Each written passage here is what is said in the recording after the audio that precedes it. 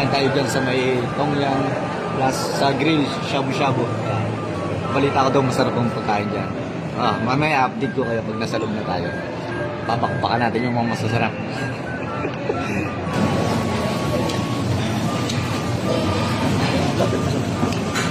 Yan eh.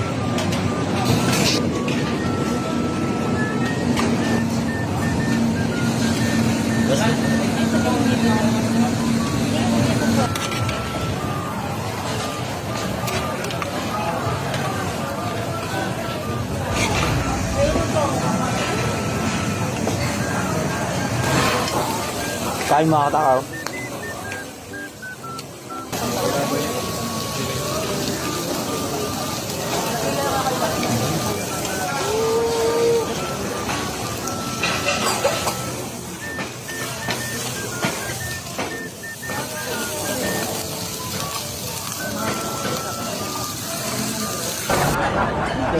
Ang birthday mo.